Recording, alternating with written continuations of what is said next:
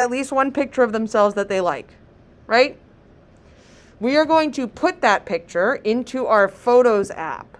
So we haven't used those in class yet. We haven't used this in class yet, but it is this like rainbow flower thing. It might be in your doc, but if it's not, we want to do that. You can just search for it with the magnifying glass. So if your picture that you just airdropped to yourself went into your downloads, you can just drag it into Photos app.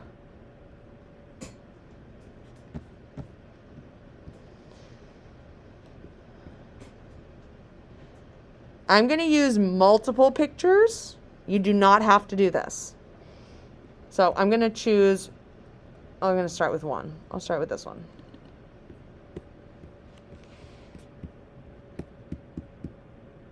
Once your picture's in your app, raise your hand. Okay. Photos.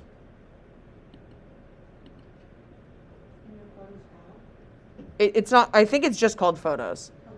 But the app looking thing is this like rainbow flower thing.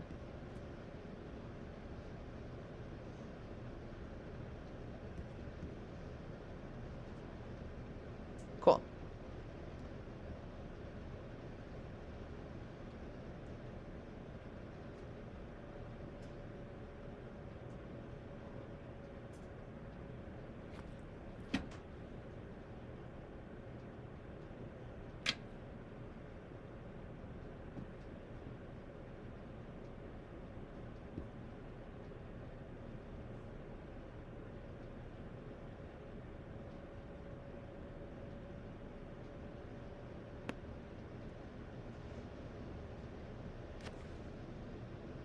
Okay.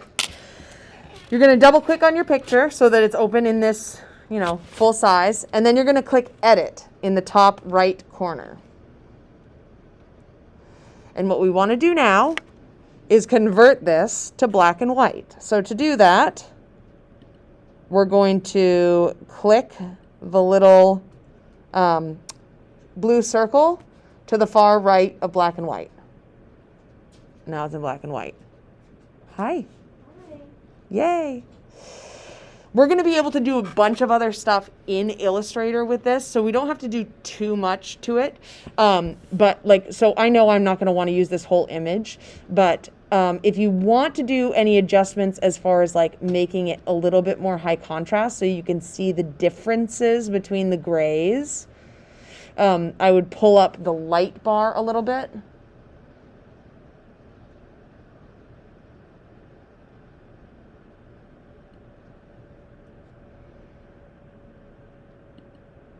And then you can press done. If you have multiple pictures, you're going to want to do that again. So clicking, changing it black and white. And then I'm changing the, boop.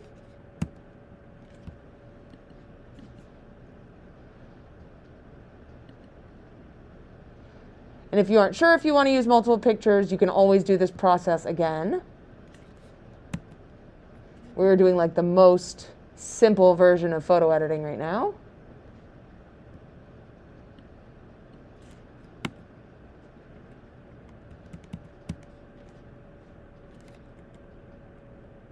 All right.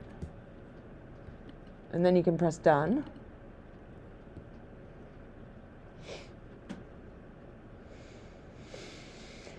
And then right from the Photos app, you can drag the photo into your Illustrator document. It's going to make it really big because the photo file is going to be big. And if there's a little thing that says embed up here at the top left, you can press embed. Okay, then it means it automatically embedded it for you. Okay. Yep. So if it says unembed, you don't want to unembed it. And then you can resize it.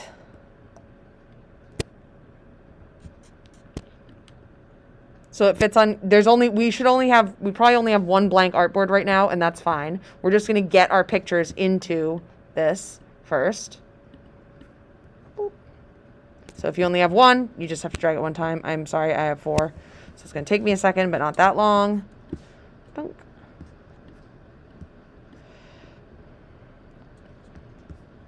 Can I crop the image like in Illustrator? Yes, yes, you can. And I'm going to show you, if you know how to do it, you can go ahead, but I'm going to show how to do that in a minute. So what we're going to do now is we're going to make a couple artboards of different printable sizes. So you are going to get to choose. You're going to do some composition work today and change some stuff and experiment. But I want you to have the different sizes that we can print on so that you know what the composition sizes can be. So once you have your picture in, then just like do something. Good, good, good, good. All right. Now we are going to grab our artboard tool and up at the top where we normally would just press new, we can make a new one, letter. It should say letter size. And so you can have that as an option. Make another new one at letter size. That's 8.5 by 11, right? Yep. Okay. And choose landscape. Just to remind yourself, I know you guys know that there are 2 different orientations, but these are 2 of the options that you can use for your composition. We're going to make another one. But this time, you're going to choose the drop down where it says letter. And you're going to choose legal. Oh, shoot. I have to do a new one first. That just changed the one that was existing. So now I'm going to change it to legal. This makes it a little bit taller and skinnier or wider. And you can change the orientation on that. You don't need to do both orientations for each one if you don't want. It's just an option.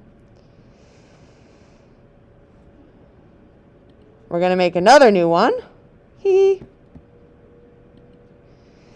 we can crop that. Sorry, we can do that one at tabloid. So tabloid is the biggest paper I can print on. That's 11 by 17.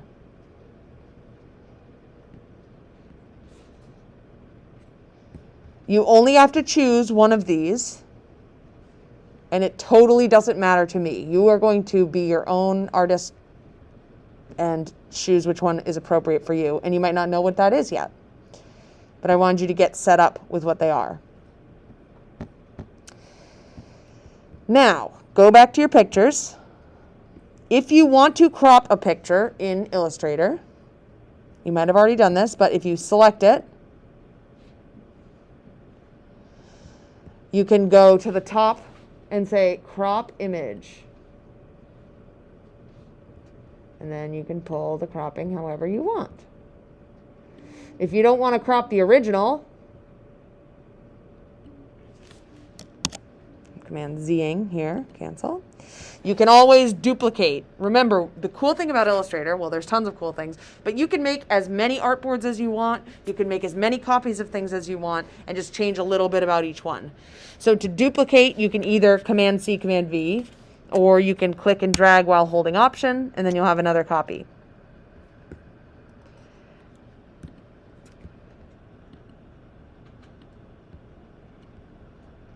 So maybe you want to do the same picture, but cropped in 4 different ways.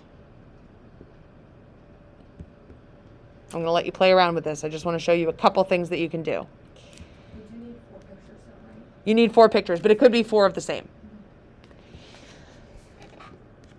So now I have a cropped version. I'm going to drag this to one of my compositions. And I'm having a brainstorm myself. The reason that I chose these pictures is because I thought it would look really cool if I could have radial balance with my arms like all towards the middle. In order to do that, I'm going to have to reflect some pictures. So another thing you may want to do is reflect the pictures. Now, if I want to do symmetrical balance, for example, here, I can take my photo, so my photo is selected, and I can go to Object, Transform, and Reflect. And now, look, woohoo! It's magic. It's me on both sides.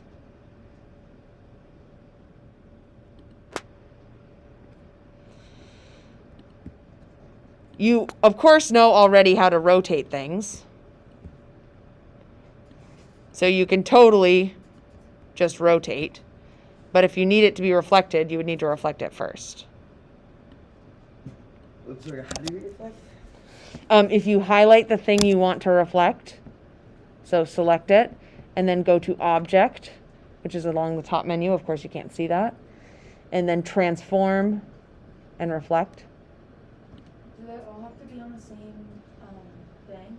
On the same artboard? Yes, so you're going to make, yes, they do. So you're going to make a composition that's 4 different versions or four images of you. Maybe they're all the same image. And what the end result is going to be is that each one of those is going to be a different value relationship. So one's going to be a high key version, one's going to be low key, one's going to be high contrast, and one's going to be low contrast. So they don't have to be cropped or anything. They don't have to be. Nope. And Overlap each other? sure. Basically what I want you to be doing today, you aren't even going to start with the blob brush today, or I don't anticipate that you will. You're just going to experiment with how you want to lay out that poster or that picture. All right. How do you want to balance it? What do you want? Do you want something to be bigger or smaller? Do you want them to be around the center? Do you want it to be evenly dispersed? So those are the kinds of things you want to ask yourself. And don't forget that you can always make a bunch of extra things before you get started. Would something like that be okay? Cool. Yes. Like, Yeah, totally. Yep. Love. even if they're like overlapping? Mm-hmm. Yep. So the thing is, like, once you come up with your composition, the idea here is that you'll have a sketch of what you want your composition to be, but then you'll have a separate artboard that you work on, like the blob brush stuff, and then you'll be able to duplicate that and make it fit in the composition. Does that make sense at all? Okay, because the blob brush stuff you're probably going to work on a separate artboard and then bring it in to work with the composition that you come up with that you like. It's hard to think about composition when you're working on the blob. Like, I think it's hard if you're working on the blob brush to think about composition. So I want you to think about the composition, which is how it all goes together first, and then you can spend time doing the actual portraits. And we're going to stop this recording.